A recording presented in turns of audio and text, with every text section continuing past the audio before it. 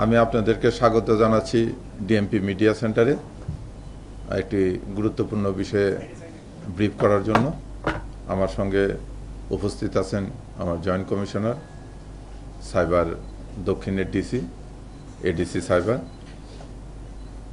যে বিষয়টা নিয়ে আপনাদের কাছে আমরা আজকে ব্রিফে এখানে হাজির হয়েছি, সম্প্রতি সময়ে গণপ্রজাতন্ত্রী বাংলাদেশ সরকারের মাননীয় প্রধানমন্ত্রী, বিভিন্ন মন্ত্রী প্রতিমন্ত্রী, সংসদ সদস্য, সচিব ও সরকারি ঊর্ধ্বতন কর্তৃপক্ষের সিল স্বাক্ষর ও অফিসিয়াল লেটার হেড প্যাড জালিয়াতি করে প্রতারণা করে আসছে একটি সংঘবদ্ধ চক্র। এরকম একটি চক্রের বিষয়ে মাননীয় মন্ত্রী, প্রবাসী কল্যাণ ও বৈদেশিক কর্মসংস্থান মন্ত্রণালয় উনি আমাদেরকে কিছু পেপার উপস্থাপন করেন এবং বলেন যে এই বিষয়ে বিশদ তদন্ত করার জন্য।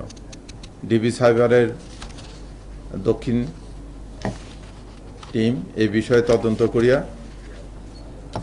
মাদারীপুরের কালকিনি থেকে 4 জনকে এবং কুষ্টিয়া জেলা হইতে 1 জনকে গ্রেপ্তার করে।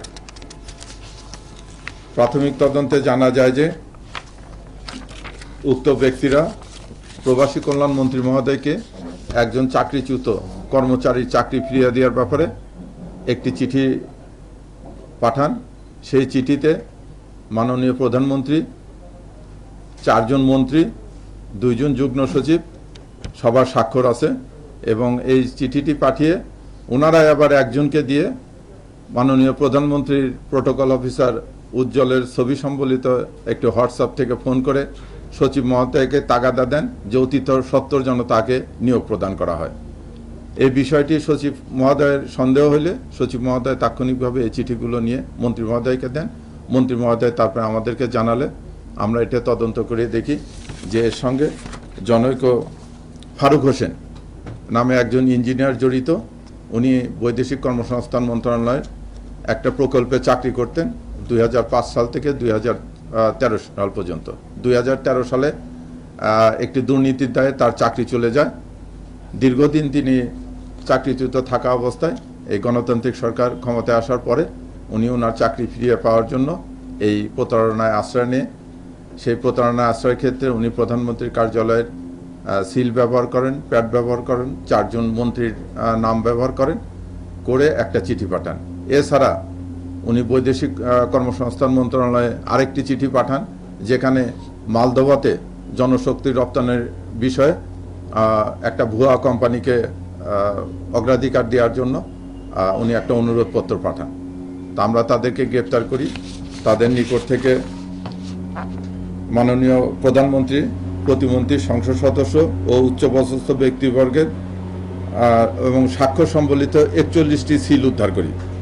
বিভিন্ন সংসদ সদস্য ও মন্ত্রিপরিষদ সচিবদের অফিসিয়াল লেটার হেড প্যাডের 6টি বান্ডিল উদ্ধার করা হয়। প্রতারণা ও জালিয়াতির কাজে ব্যবহৃত 8টি মোবাইল উদ্ধার করা হয়। প্রতারণা ও জালিয়াতির কাজে ব্যবহৃত 2টি কম্পিউটার, একটি ল্যাপটপ উদ্ধার করা হয়। আমি আপনাদেরকে এই ব্রিফের মাধ্যমে বলবো যে এই মেসেজটা আপনারা সবার কাছে পৌঁছায় দেবেন। যে কোনো সরকারি দপ্তরে কোনো প্রমোশন, পোস্টিং, নিয়োগ এগুলো নির্দিষ্ট বিধি এবং নির্দিষ্ট পদ্ধতির মধ্য দিয়ে পরিচালিত হয়।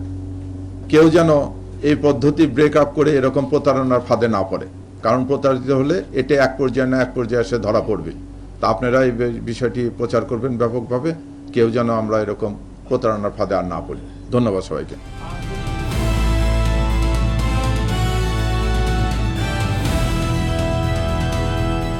দিনাজপুর টিভি, মানুষের জীবনের কথা বলে।